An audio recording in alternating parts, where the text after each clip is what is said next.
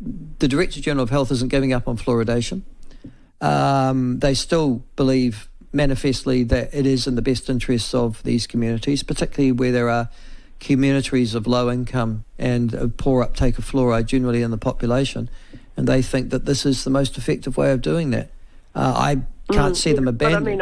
I can't see them abandoning that, Mary. Well, I think it would be abandoned if we got, if we had full transparency and people were aware of the details. When in 2011 and 2013, we held tribunals in, well, the New Plymouth. Who's we held tribunals? No, sorry, it wasn't we. It was the New Plymouth District Council held a tribunal, 2011, and then the Hamilton City Council in 2013. And that meant we were part of that. Now, when the whole issue is discussed, then people get to see the details, they get to see the arguments and the counter-arguments and the counter-arguments. And once that is out in the open, I think that most people come to the conclusion that fluoridation is neither safe or effective, and that, you're saying here that it's helping the poor children, but the Cochrane Collaboration says that it doesn't reduce inequality. But I'll take the Ministry of Health's evidence over that one, though. I mean, the Ministry of Health have made it very, very clear that it does, which is why the Director General has ordered 14 councils to fluoridate the water supply, because they are saying that the health benefits clearly outweigh any risk factor the other way.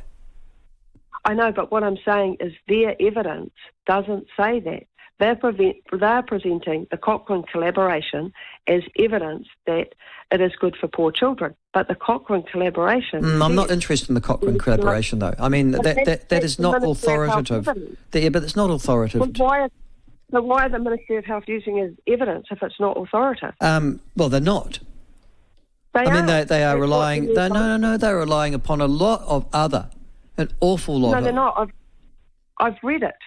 Yes, if you go read the directive, so if you look on our website, you can go in and you can see the letters that the Ministry of Health has sent to the councils, and they've said they're relying on the Cochrane Collaboration in the 2009 Oral Health Survey. I have to be honest with you, that's none of their legal papers that they submitted on this particular issue as to the benefits of fluoridation. I'm not saying that. I'm saying that is in the directives that they sent to the council. Again, that's simply incorrect. I'm looking at those directives now, and none of them mention the Cochrane Collective. I've got the letters in front of me from the Director General of Health to those 14 councils. And not one of them mentions the Cochrane Collaboration. I think they do. No, go back. I would have to look at it. You go back and have... listen. I'm looking at the letters right now from Ashley Bloomfield. It's 2 pages, and they mostly talk about what the costs are in those directives. Well, you might be looking at a different letter then, perhaps. Well, I'm looking at the directive that's before the court. Okay, well, if that was a different letter that was before the court than what we saw that was sent to the actual councils. Well, that's the same directive. That's the only letter that those councils received from the Ministry of Health that gave them the directives. That's why it was evidence before the High Court. Okay.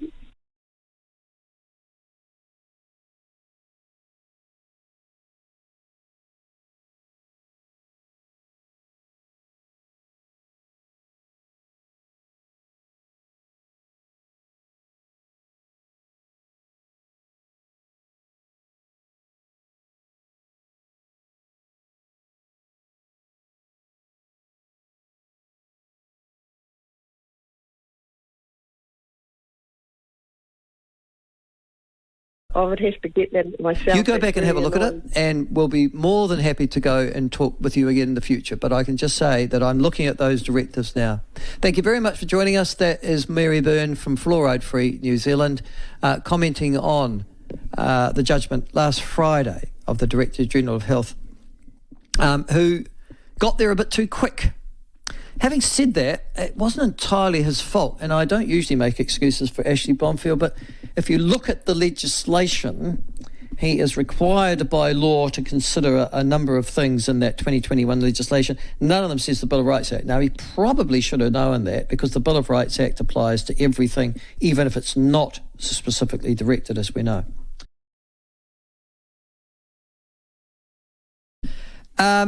It is 5 to 12. Kane, good morning to you. How you going, Michael? Good. Sorry, just going back to the Cochrane review, which you mentioned in the interview with Mary.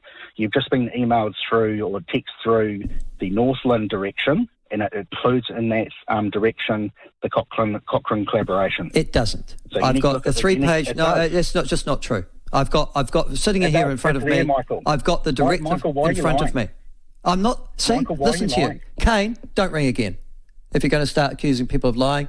I've got the directive right here in front of me. It's a 3-page directive.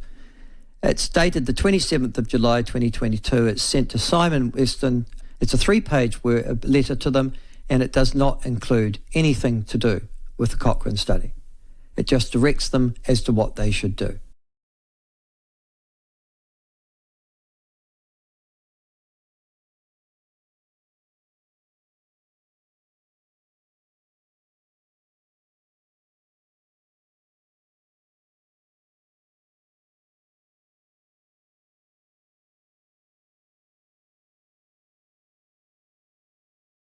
And that's the problem with these anti-fluoride nutters, that they are more than happy to abuse you if your evidence doesn't fit their preconceptions.